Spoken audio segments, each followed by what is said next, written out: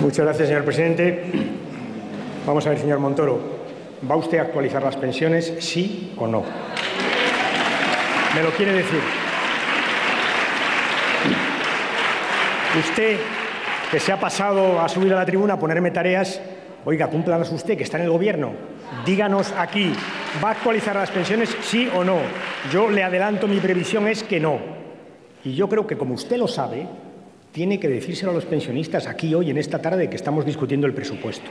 Segundo, mire, no voy a entrar en falsedades y tal. Yo no he dicho ninguna falsedad en mi discurso, absolutamente ninguna. Ninguna. Y repase el diario de sesiones y si la encuentra, con mucho gusto vendré aquí a retractarme. Ninguna. Usted sí, ¿eh? Usted ha intentado vendernos aquí una moto, si me permite la expresión, con el presupuesto del 2012 y el cumplimiento del déficit. Y usted sabe que el presupuesto que trajo en marzo es una chapuza, que lo tuvo que cambiar en julio. Y que luego le tuvieron que regalar un puntito que hemos descubierto hoy dónde está. Y usted dice Eurostat, son sus datos. Claro que son sus datos, no se los ha inventado Eurostat. Si es que yo de lo que me quejo, ¿sabe de qué es? De que no los dé usted aquí en esta Cámara. De lo que me quejo es de que mis compañeros del grupo le han preguntado en muchas ocasiones qué pasaba con las pensiones y con el desempleo. Y usted ha dado la callada por respuesta. Y nos hemos tenido que enterar por Eurostat. De eso me he quejado. Claro, que son suyos, naturalmente. Peor, claro, lo sabían perfectamente y los han ocultado. Un punto de déficit. Que arrastra usted para el año que viene. Para el año que viene un punto.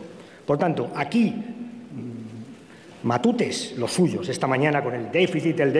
¿Sabe usted cuántas veces ha dicho que iba a cumplir el déficit este año, el 2012? 17, que se las he contado. 17 veces. Manda, ¿eh? 17 veces un déficit que, repito, está como está.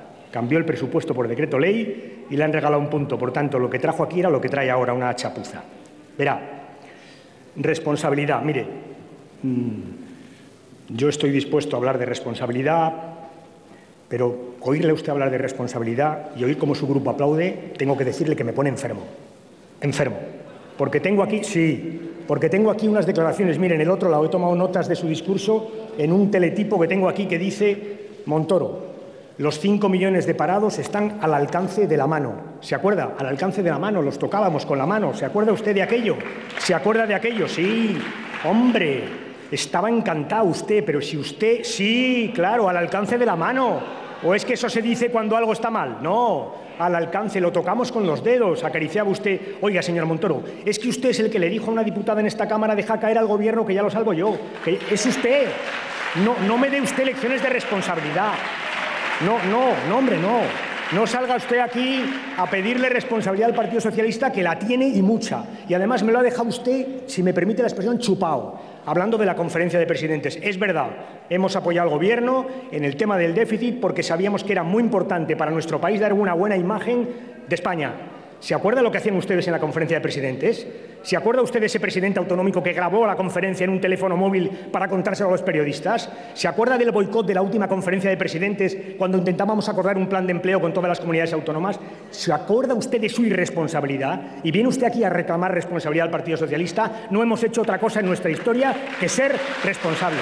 No hemos hecho otra cosa que ser responsables.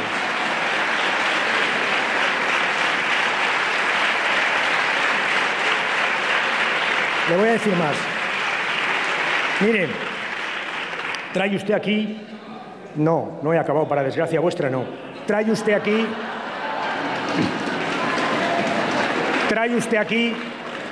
aquí, señor Montoro, el ejemplo de Galicia. Y dice que mi discurso... Le voy a decir, mire, el discurso que yo he hecho aquí hoy en la tribuna es el mismo que han hecho mis compañeros en la campaña electoral de Galicia. Exactamente el mismo. El mismo discurso económico. Hay una pequeña diferencia con ustedes, que después de perder las elecciones en Andalucía trajeron un recorte de 10.000 millones de educación y de sanidad que habían ocultado a los españoles. Yo no, el mismo discurso. Le voy a decir dos cosas más, verá.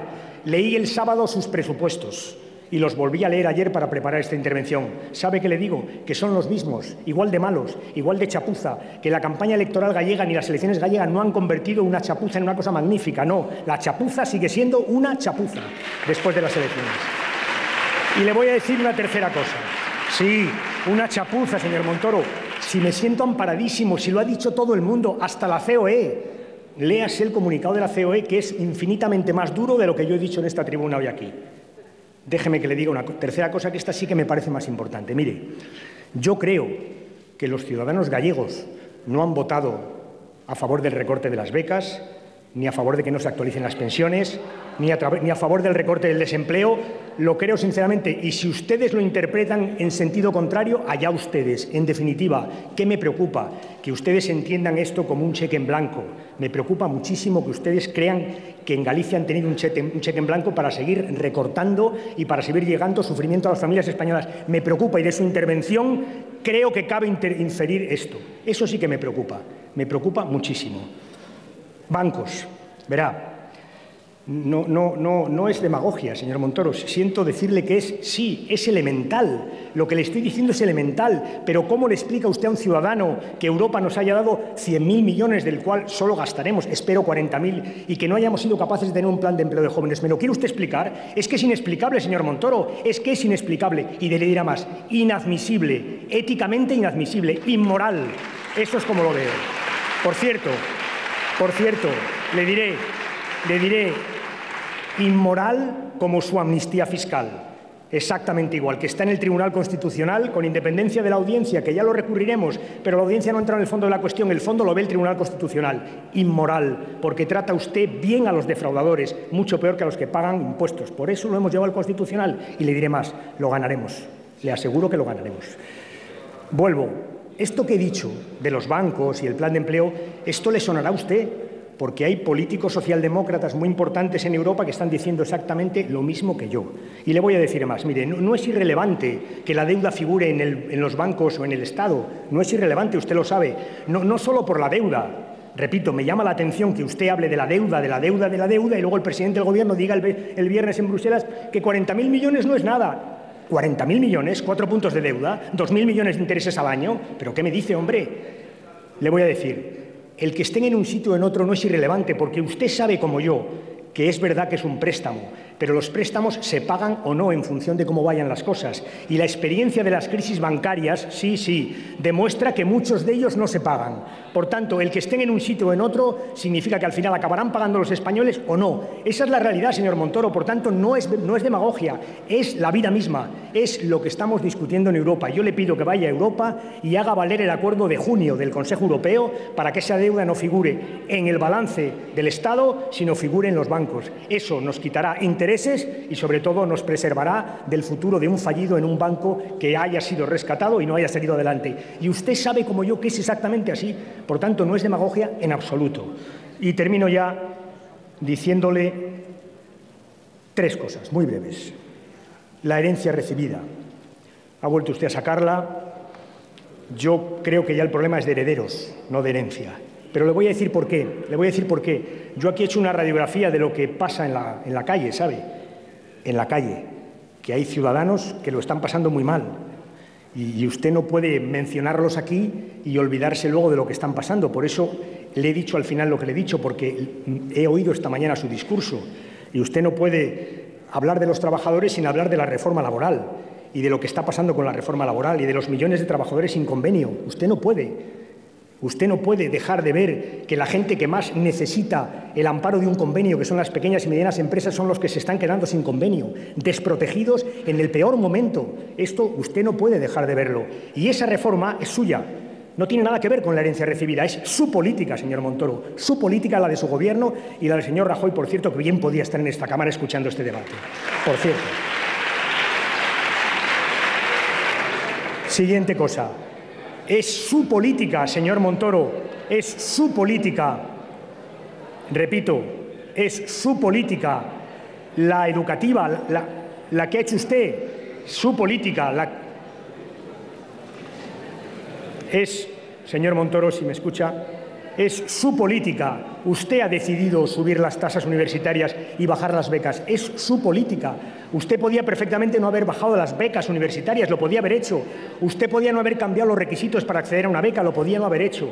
Usted podía haber hecho otra política distinta. Es su política sanitaria. Si usted decide financiar los fármacos como ha decidido, que es que paguen los pensionistas, lo decide usted. Eso no es la herencia, porque hubo una comunidad que le propuso, ¿se acuerda?, una subasta de medicamentos para que los fármacos los pagaran justamente los pagaran las empresas farmacéuticas con sus beneficios. Por tanto, entre los pensionistas y las empresas farmacéuticas, y usted eligió a los pensionistas para pagar. Esa es su política. No tiene nada que ver con la herencia recibida, nada que ver, señor Montoro. Son sus políticas y sus decisiones políticas las que están creando inseguridad y sufrimiento en muchos ciudadanos españoles.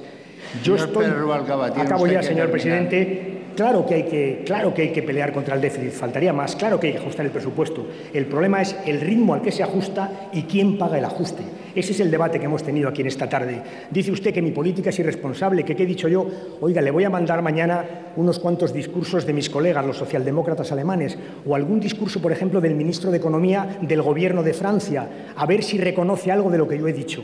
Ya verá cómo le suena muchísimo. Le suena tanto que es que prácticamente es la misma cosa, la misma política en relación con la austeridad, porque es verdad que Hollande, que en el último discurso ustedes bramaban contra Hollande, Hollande ha ajustado, claro que ha ajustado, pero ¿sabe dónde ha ajustado? Arriba del todo, ha ajustado, y le digo más, no ha ajustado la educación, y tiene un plan de empleo para jóvenes, claro que ha hecho un ajuste, si ajustar hay que ajustar, el problema es quién paga y a qué ritmo se ajusta. Y yo le digo que sus presupuestos hacen pagar a los que menos tienen y que el ritmo de ajuste que Europa le ha impuesto es un ritmo que España no va a aguantar y que nos va a llevar a una situación dramática, como la que, por cierto, viven millones de españoles a los que usted se ha referido, pero que parece que usted ha olvidado en su discurso final. Y le termino ya.